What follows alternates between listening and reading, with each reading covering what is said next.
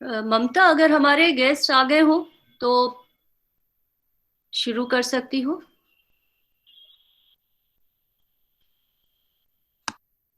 देख रहे हैं दी, शुरू कर रहे हैं।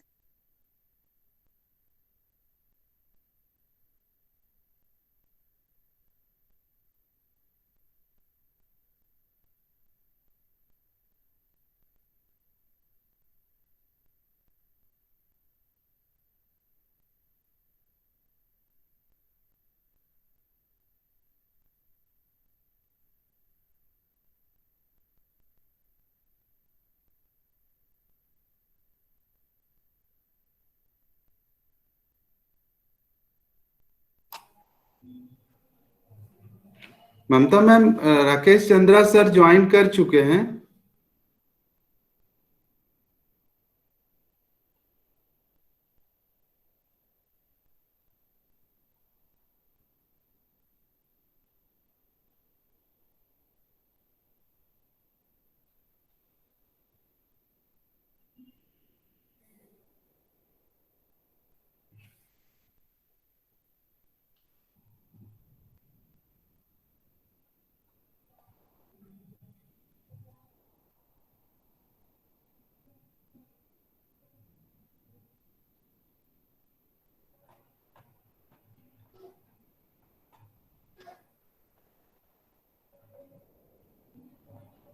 मैम चंद्रा सर तो दिख रहे हैं, लेकिन सिन्हा हाँ सर अभी नहीं आए। जी जी जी जी मैम जी। जी। चंद्रा सर, मेरा प्रणाम। गुड मॉर्निंग, कैसे हैं आप? सर ठीक है, आप कैसे हैं सर? बिल्कुल, thank you so much. So much, thank you so much sir.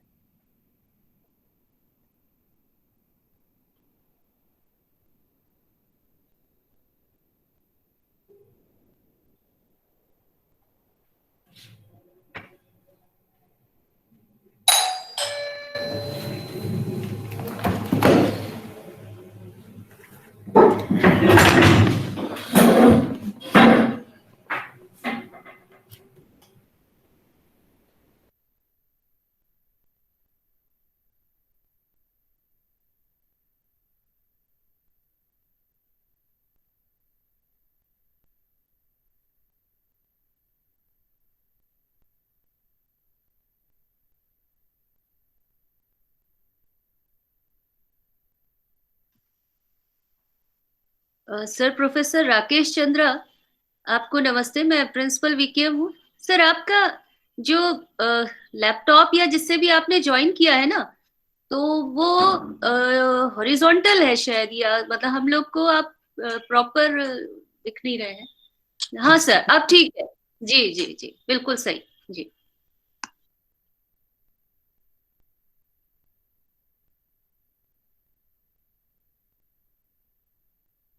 Voice नहीं है ना अभी हमारी तरफ से।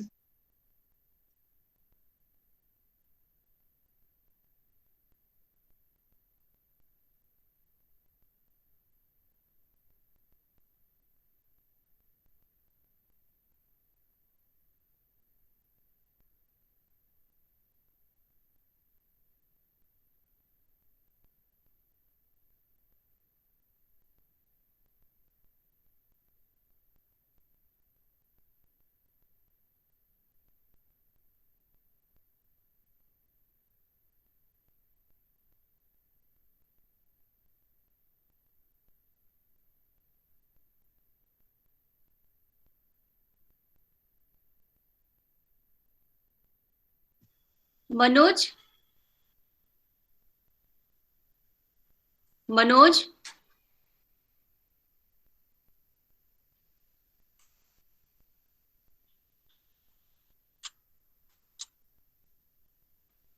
प्रतिमा, मेरे ख्याल से शुरू करना चाहिए, क्योंकि जहां तक मुझे मालूम है प्रोफेसर चंद्रा का भी क्लास है।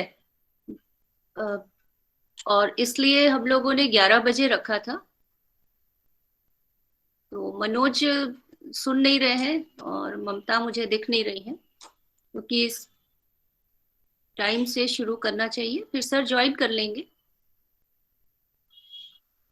आवाज आ रही है? जा रही है। हाँ मैम, मैंने ज्वाइन किया, पता नहीं क्यों फिर से निकल गए थे उससे। नेटवर्क का इशू है। हम लोग पूरी कोशिश करेंगे। हम प्रतिमा से कांटेक्ट कर रहे हैं कि वो भी ज्वाइन कर ले, तो वो मनोज जी और वो शुरू कराएं फिर हम लोग। प्रतिमा नहीं दिख रही है हमको। प्रतिमा है, सामने है, उसका माइक म्यूट है इसलिए आवाज नहीं आ रही है। मैम मैं ज्वाइन कर चुकी हूँ और मैं शुरू कर रही हूँ जी। हाँ। सर्वप्रथम मैं प्रतिमा से वसंत कन्या महाविद्यालय परिवार की ओर से प्राच्य प्रतीचि उभय विशिष्ट विद्वत अतिथिद्वय एवं विभिन्न विश्वविद्यालयों एवं महाविद्यालयों से हमारे साथ जुड़े सम्मानीय विद्वतजनों का हृदय की अगणित नैष्ठिक भावों से अभिनंदन एवं स्वागत करती हूँ तथा वंदन करती हूँ। हमारी ऊर्जा स्रोत एवं पथ प्रदर्शक महाविद्यालय की अभिभावक श्रीमती उमा भट्टाचार्य मैम का भी मैं अभिनंदन करती हूँ एवं हृदय से उनका स्वागत करती हूँ। हमारे महाविद्यालय की प्राचार्य, हमारी कर्तव्य यात्रा की निर्देशिका एवं मार्गदर्शक तथा हमारे सामर्थ्य की स्रोत प्रोफेसर रचना श्रीवास्तव मैम का भी मैं आत्मिक अभिनंदन एवं वंदन करती हूँ। साथ ही वसंत कन्या महाविद्यालय के विभिन्न विभागों से हमारे साथ जुड़ी हुई विभागों की विभागाध्यक्षा एवं शिक्षक गण का भी मैं हार्दिक स्वागत एवं अभिनंदन करती हूँ तथा साथ ही मैं आप सभी से क्षमा प्रार्थी हूँ, समस्त वसंत कन्या महाविद्यालय परिवार की ओर से जो कुछ टेक्निकल परेशानियां हम सबको हुई हैं, उसके लिए मैं विनम्र आपसे क्षमा प्रार्थी हूँ। साथ ही मैं इस कार्यक्रम के आरंभ में, आयोजन के इस क्रम में, मैं हमारे वसंत कन्या महाविद्यालय परिवार के दर्शन विभाग के assistant professor doctor Manoj Kumar Singh sir से निवेदन करती हूँ कि वे हमारे विशिष्ट विद्वत अतिथि द्वय का परिचय हमें प्रदान करें। मैं उनसे निवेदन करती हूँ। मनोज कुमार सिंह सर, अगर हमें सुन पा रहे हैं।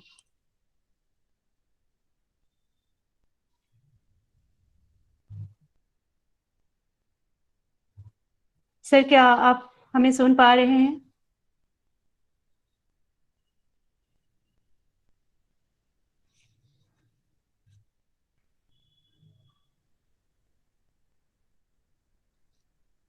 मनोज सर, अलग से फोन करके उनको बता दो प्रतिमा। जी मैम, जी मैम, क्योंकि वो अपना काम शुरू करें। जी।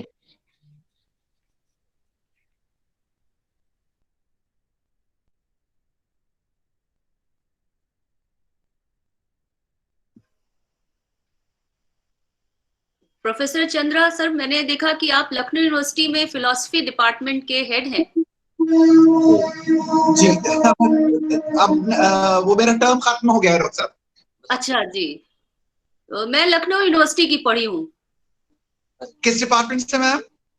सर मैंने पॉलिटिकल साइंस में एमए किया था 1986 में, 1986 में। Okay, in and around the same time. तो आप मनुका के साथ रही होंगी ना डॉक्टर साहब? मनुका मनुका की बड़ी बहन थी मनीला थी। मनुका हमसे 1 साल जूनियर थी। अच्छा, they have been really lovely people, बहुत very good friends of ours. Ji ji. That family is a lovely family, बहुत ही अच्छी हो, तीनों बहनें, चारों बहनें। जी अभी उनके साथ हम लोग भी कुछ करते रहते हैं। इस समय मनुका आजकल हम लोग के यहाँ डीन एकेडमिक्स है। अच्छा अच्छा अच्छा अच्छा अच्छा। She's doing very well, और बेटा उनका बाहर चला गया। हाँ, मैं टच में हूँ उनसे। Very very brilliant. रिसेंटली एक विमेन स्टडीज में हम लोगों ने कॉन्फ्रेंस करी थी, तो उसमें मुकुल को भी ज्वाइन करा लिया था अमेरिका से। अच्छा जी जी, बहुत अच्छा। तो आप भी पॉलिटिकल साइंस में हैं मैम? जी जी, मैंने पॉलिटिकल साइंस में किया था ये 1986 में। अच्छा, नहीं मैं आपके कॉलेज में आया था एक बार, जब सुशीला जी ने एक प्रोग्राम किया था सबाल्टर्न स्टडीज के ऊपर। अच्छा। और तब नामवर जी भी थे और मैं भी था, और एक बार फिर हम लोग चंद्रकला जी ने 1-2 बार बुलाया अपने विमेन स्टडीज डिपार्टमेंट में। जी और जी, तो मैं की मुलाकात कराना चाहूंगी हमारी प्रबंधिका महोदया मिसेस उमा भट्टाचार्य जी से। वो हमारे साथ हैं जुड़ी हुई। नमस्कार। नमस्ते मैम। वो भी पॉलिटिकल साइंस से हैं मैम? नहीं सर, वो एडमिनिस्ट्रेशन से जुड़ी हुई है और लगभग 40 साल तक एडमिनिस्ट्रेशन का पार्ट रहने के बाद, दिल्ली में रहने के बाद वो बनारस आई। और अभी हमारा महाविद्यालय थियोसॉफिकल सोसाइटी कैंपस में स्थित है, तो आप जी जी। सोसाइटी से जुड़ी हुई हैं और उसकी एक एक्टिव मेंबर है और हमारे महाविद्यालय की मैनेजर है। तो मैडम मुझे लग रहा है कि सुन रही होंगी। और जी, मनोज को बता जी दिया। मैम, यस मैम, वो हमसे जुड़ चुके हैं। सर आप मुझे सुन पा रहे हैं? Manoj sir, Manoj sir. मुझे लग रहा है मनोज को नेटवर्क की प्रॉब्लम है। कल जी जी जी मैम, मैं ज्वाइन कर। जी जी सर, सर हमारे जो विशिष्ट विद्वत अतिथि हैं उनका परिचय हमें कराएंगे। मैं सर से निवेदन करती हूँ, सर प्लीज। इस वेब मंच पर उपस्थित सभी को मैं प्रणाम। Specially professor Rakesh Chandra sir को मैं भी प्रणाम करता हूं। मैं सर का परिचय कराते हुए मैं बताना चाहूंगा, professor Rakesh Chandra has been the head department of philosophy, university of Lucknow, director institute of women's studies, dean student welfare, director cultural activities and member Indian Council of Philosophical Research. He has been a consultant with UNICEF on primary education and child labor. He is recipient of UGC and ICPR scholarship and has been investigator of one UGC major project on pluralism. He has actively supported gender-specific program of UNDP, SIDA, EZE, and Oxfam in India and Nepal. He has prepared the country report on gender for DFID titled Challenges and Milestones Women's Empowerment in India. He has also co-authored UNDP Gender Report for Uttar Pradesh. He has prepared the Gender Development Index with special reference to quality of life under the Center of Excellence scheme in 2009. He has worked with Dalit communities on girl education and Panchayati Raj in Barabanki district of UP for over a decade. He has trained primary education teacher in 28 districts and prepared training manuals for joyful learning. He is on the board of Seva Beti Foundation and Suraksha and has actively supported Mahila Samakhya. He was nominated as one of 5 representatives of UNICEF for the He and She campaign. His area of philosophical interest are philosophical logic, epistemology, analytic philosophy, feminism, and human rights. He has published several articles, book reviews, and books. He has conducted a large number of refresher courses, workshops, and seminars at ICPR Lucknow Center and UGC Academic Staff College. He has delivered UGC special lecture at several universities. Thank you very much.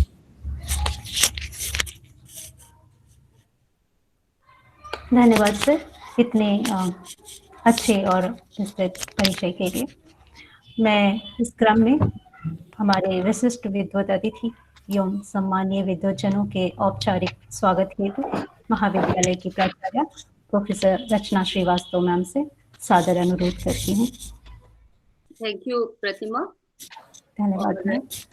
आज के इस lecture series जिसे department of philosophy वसंत कन्या महाविद्यालय ने Indian council of philosophical research के तत्वावधान में आयोजित किया है और प्रति वर्ष ये आयोजन दर्शन शास्त्र विभाग के द्वारा किया जाता रहा है। इस बार अवश्य यह ई लेक्चर सीरीज के रूप में है, और अच्छा है कि ई लेक्चर सीरीज के तौर पे है, जिससे हम जहां कहीं भी है सब इससे जुड़े हुए हैं। आज के इस इनॉग्रल सेशन में हमारे ऑनरेबल चंद्रा जी, पूर्व विभागाध्यक्ष दर्शन शास्त्र विभाग, लखनऊ विश्वविद्यालय का मैं विशेष रूप से स्वागत करती हूँ। विशेष रूप से इसलिए भी क्योंकि मैं खुद लखनऊ विश्वविद्यालय की हूँ, तो मुझे बहुत हर्ष हो रहा है ये देख कर कि मेरी यूनिवर्सिटी से कोई हमारे साथ जुड़ा हुआ है। साथ ही साथ मैं आज के chief guest professor RC. Sinha, जो आईसीपीआर के चेयरमैन भी हैं, उनका भी मैं स्वागत करती हूँ। मुझे लगता है अभी वो नहीं जुड़े हैं, लेकिन फिर भी इन एब्सेंटिया मैं उनका स्वागत करती हूँ। आज के हमारे इस संपूर्ण आयोजन की हमारी अभिभाविका, गार्जियन, हमारी प्रबंधिका महोदया मिसेस उमा भट्टाचार्य जी का भी मैं वसंत कन्या परिवार की ओर से, डिपार्टमेंट ऑफ फिलोसफी की ओर से इस ई लेक्चर सीरीज में स्वागत करती हूँ। और मैं जानती हूँ कि उनका इस विषय में जो सामने दिख रहा है, और बिंदु इंडियन रेनेसा और साथ ही साथ एथिक्स ऑफ डेवलपमेंट में विशेष रुचि है। मैं महाविद्यालय के सभी जो हमारे साथी हैं जो इस कार्यक्रम में जुड़े हुए हैं, बिना नाम लिए मैं आप सबका स्वागत करती हूँ। और हमारी छात्राएं जो इसमें शामिल हैं, उनसे मेरा अनुरोध है कि वे जरूर हाथ में पेन और कॉपी लेकर बैठें और जो भी बिंदु है महत्वपूर्ण उनको नोट करें, क्योंकि उस पर विचार करना ये युवाओं के लिए अत्यंत आवश्यक है। युवा वर्ग जब तक जो भी बताया जा रहा है अनुभव के द्वारा उसको गुनेगा नहीं, समझेगा नहीं, तब तक ऐसी लेक्चर सीरीज की जो प्रासंगिकता है वो सफल नहीं होती है।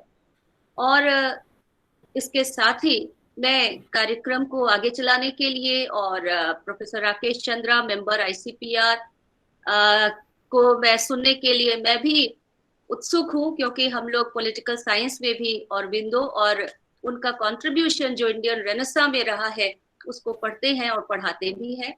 तो आगे के कार्यक्रम के संचालन के लिए मैं प्रतिमा को सौंपती हूँ मंच।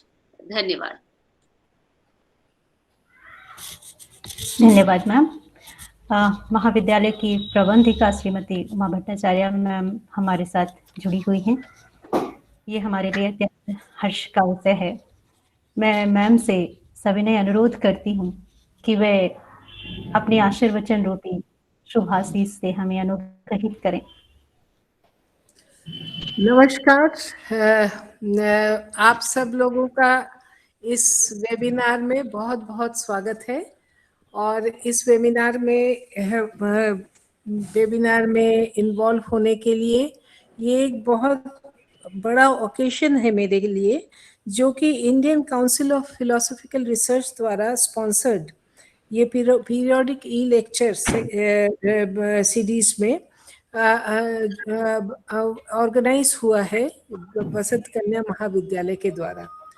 और ये वसंत कन्या महाविद्यालय के लिए एक ऐसा सुअवसर है जबकि हम दर्शन शास्त्र से जुड़े हुए विषयों पर बड़े बड़े वक्ताओं का व्याख्यान सुनेंगे, उनके विचार सुनेंगे।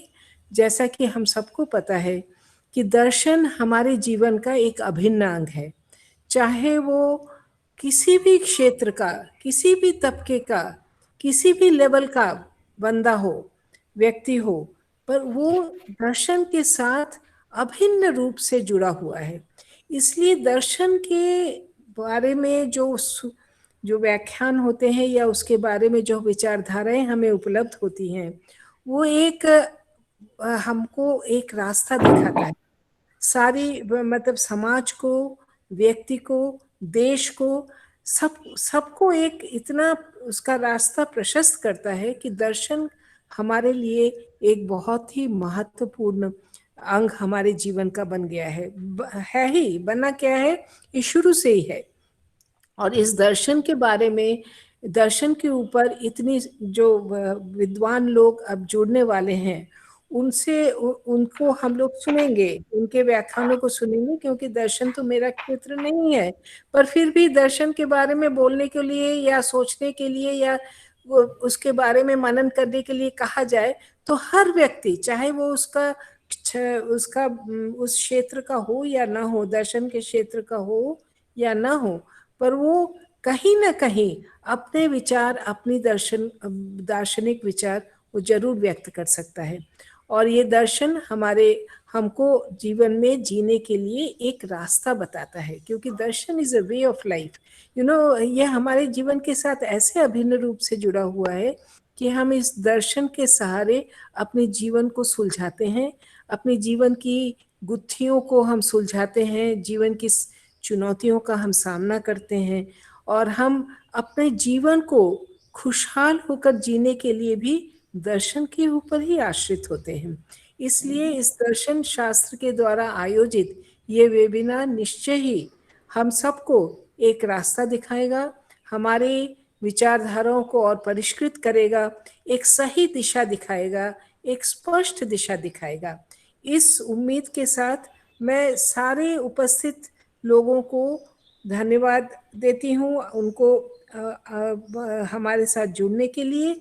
और इसके अलावा मैं सबका इसमें बहुत बहुत स्वागत करती हूँ कि सब लोग इसमें, हम भी इसको सुनने के लिए उत्सुक हैं। अब मैं और इन श्रोताओं के बीच में मैं जरूर अब यहाँ से हटना चाहूँगी, क्योंकि मैं चाहूँगी कि जल्द से जल्द हम उनके विचारों से हम उपकृत हों, हम उनके विचारों को सुने। और इसी के साथ मैं शुभकामनाओं के साथ अपनी वाणी को विराम देती हूँ। धन्यवाद। धन्यवाद मैम आपकी शुभाशीष और शुभकामना के लिए। विगत लगभग 1 वर्ष से हम सभी प्रकृति के समक्ष मनुष्य की जिस सामर्थ्य की लघुता एवं लघुता के सामर्थ्य के सहयात्री एवं सहभागी रहे हैं, उस यात्रा ने हमारी सीमा एवं सामर्थ्य के निर्धारण हेतु जो प्रश्न छोड़े हैं, उन्हीं के उत्तर हेतु हम उस दिव्य दीप की तलाश में हैं, जिनकी दिव्यता ने कभी घनघोर अंधेरों को चुनौती दी थी। आज हम ऐसे ही दिव्य जीवन के साधक महर्षि श्री अरविंद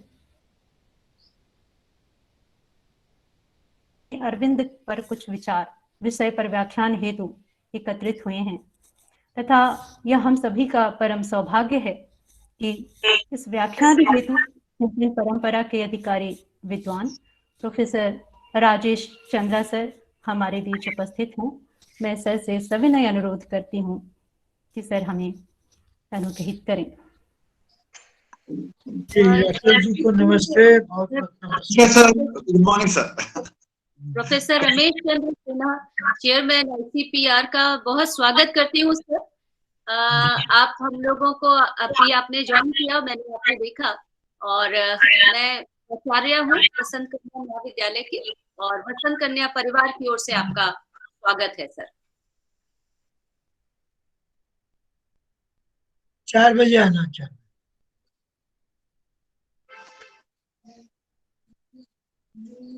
जी, सुनने के लिए हम जुड़ गए। जी, thank you so much. Can we start?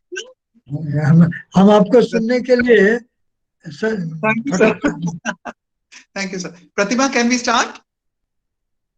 Pratima, can you hear me? Sir, Yes, sir. Welcome. आप you can sir. Yeah, good morning. It's my proud privilege to be once again with the teachers and students at the Vasanta College. Some months back, I had again an opportunity to be part of a workshop which was organized by the college on language, truth and logic. Earlier also I had been there many years back. I especially want to express my deep sense of trepidation that I am actually speaking in the presence of one of the most important scholars of Sri Aurobindo today, Professor R.C. Sinha. Professor R.C. Sinha has written extensively for years together on Sri Aurobindo, on his integral humanism. He's also a great scholar of the idea of development. He has brought in many new insights on what he calls some kind of pragmatic, practical concerns about development with a new kind of a postmodern idea of development and ethics. He is a great scholar, and I feel that very inadequate to speak in his presence. But what I wanted to just share with you was some... Most welcome. Thank you so much, sir. मुझे बार बार ये लगता था कि जब मुझसे ये कहा कि आप ये योग के ऊपर है, तो मैंने कहा योग के ऊपर तो मुझे कुछ भी नहीं आता। और फिर मैंने ये विकास के संदर्भ में मेरा अध्ययन ज्यादातर वेलफेयर इकोनॉमिक्स में, अमर्त्य सेन, मार्था नुसबाउम इत्यादि के संदर्भ में है। और फिर मैंने ये सोचा कि क्यों ना मैं आपके साथ ये चर्चा करूं कि श्री अरविंद का रेनेसां के बारे में जो विचार था उसके संबंध में चर्चा करूं। मेरा, जैसा कि आपको पता ही है, मेरा अध्ययन ज्यादातर एनालिटिकल फिलॉसफी में है, और वो भी उस पीरियड का, खासतौर से जब फ्रेगे, रसल, क्रिप्के, पटनम इत्यादि पर मेरा ज्यादा अध्ययन है। भारतीय दर्शनों के अंतर्गत मैंने थोड़ा बहुत काम बुद्धिज्म पर किया, परंतु पिछले कुछ वर्षों में और खासतौर से इस वर्ष में, लॉकडाउन के पीरियड में, बहुत ही मुझे सुखद अनुभव हुआ जब मैंने श्री अरविंद का अध्ययन किया। और मैं आज आपके साथ I'm trying to share just some of his, in fact, which is more or less a kind of an account of what Sri Aurobindo had to say about the possibility of Indian Renaissance, which is in fact more or less a summary account of his 7 articles which he published in Arya. आप सबको अंदाज ही है कि श्री अरविंद का जन्म जब हुआ जिस समय में 1872 में, और उनका नाम पूरा अरविंद एक्रॉयड घोष रखा गया, और उनके माता पिता ने उनको बहुत ही अंग्रेजी तरीके से पाला पोसा था। 7 साल के थे तब वो इंग्लैंड चले गए थे। बाद में भी जब उनका अध्ययन हुआ तो कोशिश की उनके माँ बाप ने कि उनको पूरी तरीके से भारतीय सभ्यता से काट कर रखा जाए, that no Indian family should meet him. And but by the age of 15, you find that he again turns to understanding of the Indian freedom movement.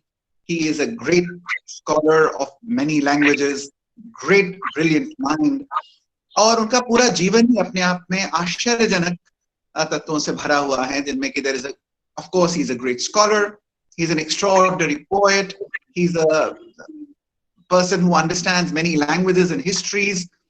He contributes very much to the freedom movement in a very strong way in what was called the Garam Dal.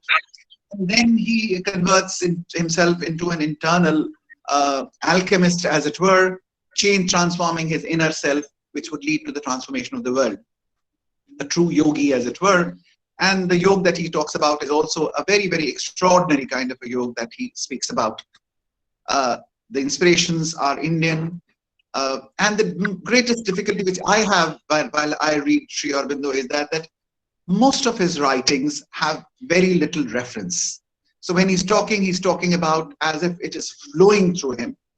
And the kind of concentration that he has, the kindness of single-mindedness that he has, the kind of effervescent abundance that is there in his language is absolutely amazing.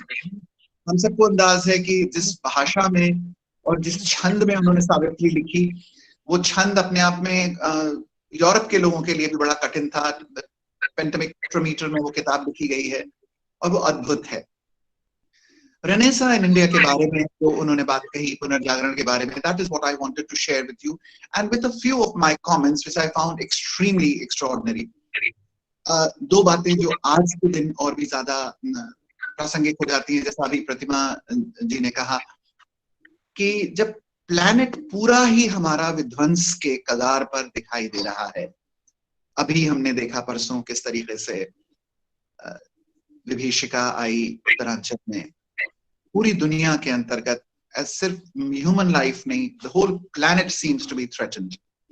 ऐसे संदर्भों में अपनी आंतरिक बाह्य शक्ति की चर्चाओं का कौन सा प्रसंग हमारे लिए मूल्यवान हो सकता है। दूसरी बात, प्रखर राष्ट्रवाद तरह तरह का लोग बाग स्तुत करते हैं, प्रखर राष्ट्रवाद के विरोध के स्वर भी और या उसकी वार्निंग के स्वर भी हम रविंद्रनाथ जैसे लोगों में देखते हैं। उन संदर्भों के अंतर्गत नेशनलिज्म एज रिलीजन की बात जब श्री अरविंद करते हैं तो उन चीजों को किस तरीके से हम समझें, ये थोड़ा सा धैर्य के साथ समझने की जरूरत है। So what I'm going to share in the next 35-40 minutes is actually some kind of an account of what Sri Aurobindo has to say about Renaissance in India. And these are primarily those articles which were published in 1918, August, in a monthly review called Arya. You all know that he published Vande Mataram also, but Arya was more philosophical. And he published his views under the title, or in also a booklet, which came exactly 100 years before in 1920. And at that time, he was responding to Mr. James H. Cousins, who was considered a poet, a subtle critic, and also a thinker. Gandhiji also mentions Mr. Cousins in some of his writings. And he talked about the Renaissance, the new birth in India.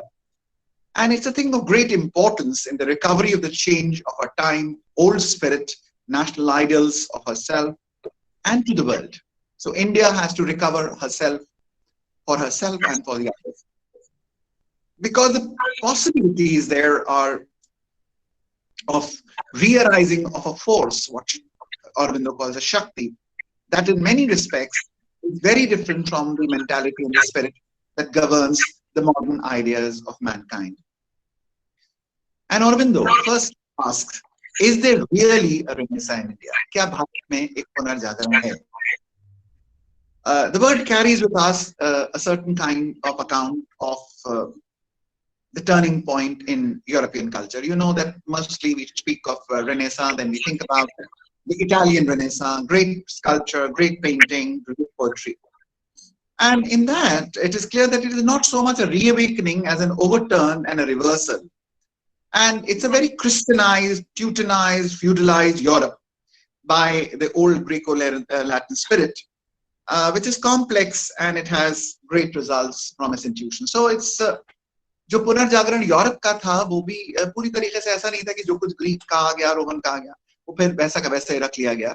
It had been greatly transformed. And you know, as students of philosophy, that how it has always been very difficult that when you look at the Greeks, who were really not religious in the sense in which the Christian world is, and then when you are looking at Aquinas, who's both an Aristotelian and a Christian, so how do you reconcile a monotheistic conception with a more pagan kind of worldview that the Greeks had? And that too we know that the Hellenic world and the Greek world were not exactly the same. Arvind, jab aapki baat kehte hain, so he said that in India, what we see is a giant Shakti who's awakening into the new world. A new alien environment finds herself shackled in all her limbs by the multitude of gross and minute bonds.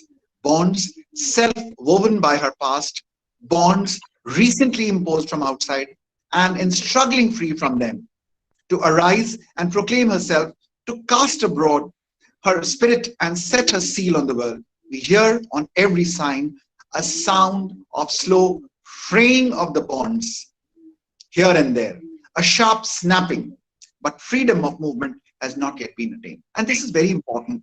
कि वो ये कह रहे हैं कि हम लोग एक बंधन में हैं, और ये बंधन में से बहुत सारे बंधन ऐसे हैं जो कि हमारे प्राचीन बंधन हैं.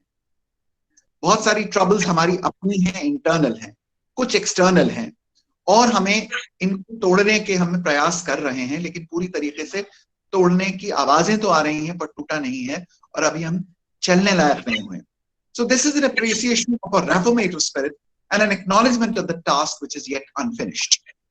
And I think what he was saying in 1920 is also true in 2021, that the task is yet not finished. We continue to have bonds which are to be removed from the past. Bonds, some which are external and some which are our own. Interestingly, he mentions Mr. Cousins, and Mr. Cousins का एक बड़ा रोचक सवाल उठाते हैं, where he says कि the idea of reawakening appears only when somebody has slept. But Mr. Cousin says, did India ever sleep? हम तो कभी सोए ही नहीं थे, तो हम कैसे दोबारा जागेंगे? And here I remember, I think Professor Sinha would also remember, Michael Dummett has a very interesting phrase about Indian philosophy. He said that there are many people who said that, the whole Sidney Pollock debate, etc., the decline of Sanskrit meant the decline of Indian philosophy. And India, the Indian spirit died with the death of Sanskrit. But Michael Dummett का ये कहना है कि the Indian philosophy was not dead, but it was blanketed. जैसे कि आप एक कंबल में किसी को लपेट के सुला देते हैं, वैसे it was blanketed. It was not dead, but it was lying there, nice and warm. But Aurobindo has even a more different and an interesting kind of thing. He said that it is very flattering to say that India never slept, that Indian philosophy was never dead.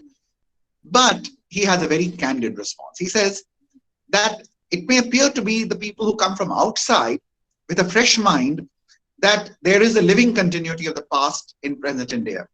But that is not how we can see it, who are her children and still suffering from the bitter effects of the great decline which came to head in the 18th and the 19th century. So in the 18th and the 19th century, the Indian civilization had come to a bad decline. Undoubtedly, there was a period of dwindling of that great fire of life, even a moment of incipient disintegration marked politically by anarchy, which gave the European adventure its chance, inwardly by an increasing torpor of creative spirit in religion and in the arts. तो भारतीय संस्कृति के अंतर्गत उनका ये कहना है कि 18वीं और 19वीं शताब्दी में एक बहुत बड़ा क्षय आ गया था, एक ऐसा पतन का काल था, और जिसमें कि हम कहीं बिखर भी सकते थे, राजनीतिक रूप से हमारे पास अव्यवस्था भी थी, और इसी कारण यूरोप को यह अवसर मिला कि वो हमारे ऊपर अपना अधिकार जमा सके, और साथ ही साथ उस बात का भी तस्लीम करते हैं, इस बात को भी स्वीकार करते हैं, रिकॉर्ड करते हैं कि ये धर्म और कलाओं के अंतर्गत एक प्रकार के उथल पुथल का काल था. And you see that he's quite right if you look at the time when people come in Jahangir's court, or at the time of the Mughal, the later Mughals, you find that there's a lot of internal critique. You look at particularly the Bhakti movement, you look at Kabir, you look at Raidas, you look at so many poets in the South, so many poets in Maharashtra who are talking about the excesses of the externality which had come into Indian religion, which needed to be questioned. Aurobindo observes, science and philosophy and intellectual knowledge had long been dead or petrified into mere scholastic panditism, all pointing to the nadir of the setting energy, the evening time from which, according to the Indian idea of cycles, a new age has to start. तो भारतीय परंपरा के अंतर्गत जिस प्रकार की हम चाक्रिकता की बात करते हैं कि काल जाते हैं, फिर से आते हैं, फिर से पुनरुत्थान होता है, प्रलय आती है, फिर से पुनर्जीवन होता है. It was that moment and the pressure of the superimposed European culture which followed that made reawakening necessary. It is the reawakening India which will keep her essential spirit, but there is likely to be a great change in her body. तो अपनी आत्मा को तो हम जागृत करेंगे, पर हमारा शरीर बहुत अधिक बदल जाएगा. What is this Indian spirit? The Europeans believed it was the abstract metaphysical religious mind overpowered by the sense of the infinite, not apt for life. Dreamy, unpractical, turning away from the life of action as Maya. This they said is India. और ये वाली बात आप देखेंगे कि अभी कुछ 10 साल पहले जनार्दन गनेरी ने एक बड़ी सुंदर किताब लिखी जिसका नाम है the lost age of reason. Europe ने भारत के बारे में जब चर्चा की तो भारतीय दर्शनों को में से भी बुद्धिज्म को और अद्वैत वेदांत को तो फिर भी लिया कि हाँ भाई ये मायावादी हैं और ये इनके पास आध्यात्मिकता है और इनके पास कुछ कलाएं भी हैं, पर बौद्धिकता के स्तर पर, तर्क के स्तर पर भारत का कोई योगदान था, इसको दर्शन में भी उन्होंने नहीं स्वीकार किया. And therefore they hardly mention the great developments of the Nyaya philosophy, the old Nyaya Vaisheshik, and even the later development up to the 16th and the 17th century of the Navya Nyaya. So the lost age of reason, as he calls it. So the representation of India has been in terms of metaphysical and turning away from Maya. And I keep on saying that, how can it be? Bharat में जब Europeans आए थे तो या और भी जितने आते थे लुटेरे, तो वो भारत के अंतर्गत ज्ञान लेने नहीं आए थे. They came to loot us. अगर हम केवल आध्यात्मिक होते तो हमारे पास इतनी दौलत, इतना सोना, इतना वैभव कहाँ से होता जिसको कि वो लोग लूटने के लिए आए थे. So this representation is also a strange kind of a representation which they continue to propagate and we continue to believe. So they learn to speak with pride of their metaphysics and literature of their religion, but in all else they were ready to be learners and imitators. और यही बात लोगों को समझ में आने लगी कि हाँ भाई यूरोप भी ये कह रहा है, हम भी ये कह रहे हैं, शोपेनहावर भी ये कह रहे हैं कि भाई आपके पास वेद हैं तो बहुत बढ़िया बात है और बाकी सब चीजें हमको यूरोप से सीखनी पड़ेगी. Now I want to call your attention to something which I find very, very important. This is a view expressed by Aurobindo in 1920s. That actually we started looking at ourselves with the European eyes. We started believing about ourselves what the Europeans said, that we are metaphysical, we are life denying, we are dreamy and unpractical. And our perception of ourselves, हमारा अपने को देखने का नजरिया Europe की तरफ से आया. यही बात 1978 में लगभग 60 साल बाद एडवर्ड सईद ने अपनी किताब ओरिएंटलिज्म में कही और सारी दुनिया आज ये कहती है कि ओरिएंटलिज्म की थ्योरी एडवर्ड सईद की थ्योरी है, जो ये कहते हैं कि यूरोप ने डिसाइड किया कि जो पूर्वी सभ्यताएं क्या हैं और पूर्वी सभ्यताओं ने ये स्वीकार कर लिया कि हमारी आत्म छवि वही छवि है जो कि पाश्चात्य जगत ने किया. So Orientalism is something which was created by the West and people accepted this. But this theory is so clearly enunciated and given by Aurobindo. But we accept even this theory कि हमने पाश्चात्य जगत की बात को अपने लिए समझ लिया. ये वाली बात भी हमने तब स्वीकार की जबकि ये एक अमेरिकन कोलंबिया यूनिवर्सिटी के स्कॉलर ने कहा. So it's strange that we do, even the criticism of the criticism comes to us when it is done by some scholar who has the seal of European or American academic approval. Aurobindo, however, remarks that Indian mind did begin to emancipate itself from the view to look at its past, which is clear and self-discerning life. One-sided appreciation is invariably false. Spirituality is the master key, but it was alive to the greatness of the material laws and the forces. तो भारत ने अपनी पहचान पूरी तरीके से करनी शुरू कर दी है और अगर आप केवल एकांगी विकास की बात करें, एकांगी पक्षधरता की बात करें और ये कहें कि केवल स्पिरिचुअलिटी थी तो ये बात सही नहीं होगी. There was also a recognition of the material laws and forces. She had a keen eye for physical sciences and knows how to organize arts and ordinary life. She saw, however, that the physical does not get its full sense unless it stands in a right relation to the supraphysical. Humans are conscious only of a very small part of themselves. There is an infinite surrounding the finite. She saw myriad gods beyond man and God beyond the gods and beyond God his own ineffable eternity. She saw splendors of the spirit. For Aurobindo, it is with calm audacity in her intuition, which knew no fear or littleness and shrank from no act, whether of spiritual or intellectual, ethical or vital courage, she declared that there was none of these things which man could not attain.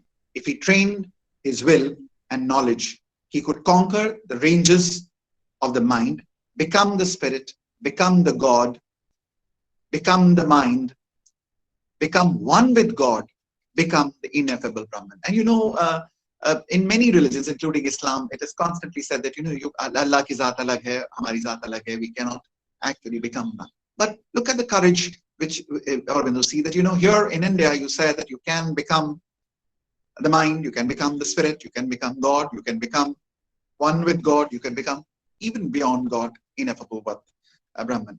But this could not be her whole mentality. पर ये बात भी हमारी पूरी मानसिकता को पूरी तरीके से प्रतिबिंबित या परिलक्षित नहीं करती. What strikes us next is her stupendous vitality, her inexhaustible power of life and joy of life, her almost unimaginable prolific creativeness.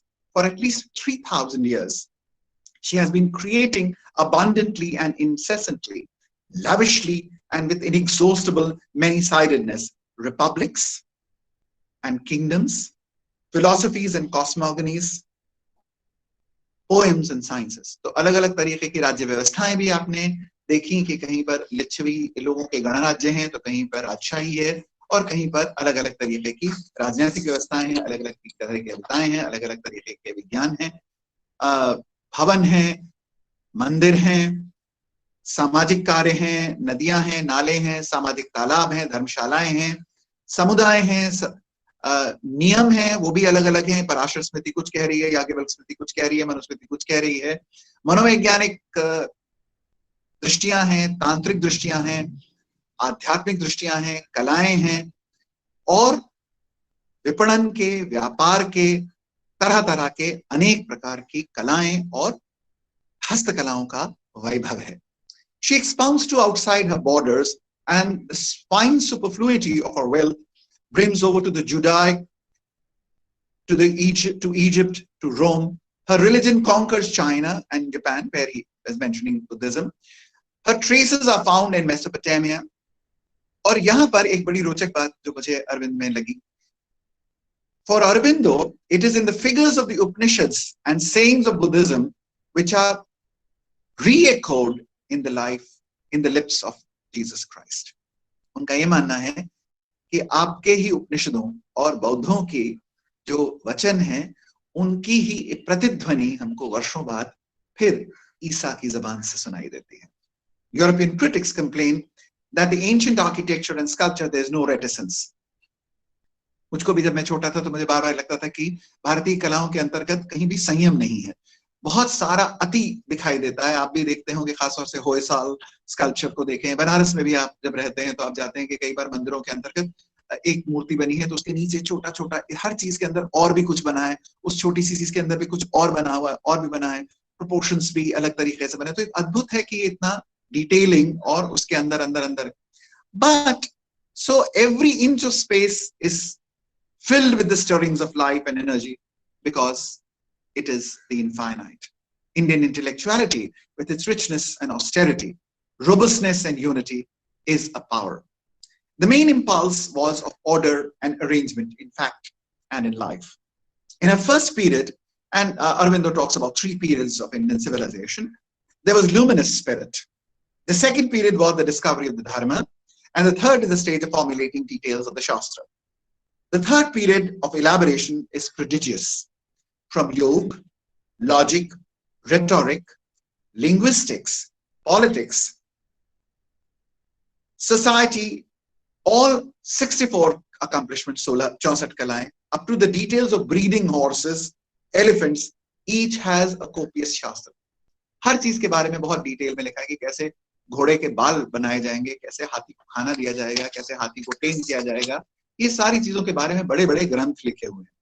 It is a great error to suppose that spirituality flourishes best in an impoverished soil, with life half killed and intellect discouraged and intimidated. यदि आप बौद्धिकता का दमन करते हैं और आप भोजन और अन्य चीजों को कम रखते हैं और लगातार अपने आप को बचा के रखते हैं, तभी आपके अंतर्गत आध्यात्मिकता का विकास होगा. ये एक विचार सही नहीं है, ऐसा अरविंद कहते हैं. और ये बात आपको अंदाज ही है कि ये बात तो बहुत वर्ष पहले बुद्ध को भी समझ में आ गई थी. According to Aurobindo, the European eye is struck by the Indian spiritual thought, by the Buddhist and the illusionist denial of life. But it must be remembered that this is only one side of the philosophical tendency which assumed exaggerated proportion in a period of decline. And this, I think, is a very important, sharp remark, that the idea of Buddhism and the idea of Mayavad gained credibility only at the time of civilizational decline. It's a very controversial, important kind of thing. I remember one story when we were in school. We read a story like this, which was written by Bhishma Sahni, called Aham Brahmasmi. That a person who had actually been terribly, terribly, terribly humiliated by everything, and he is almost defeated in life, he goes to the roof and says, Aham Brahmasmi, Aham Brahmasmi.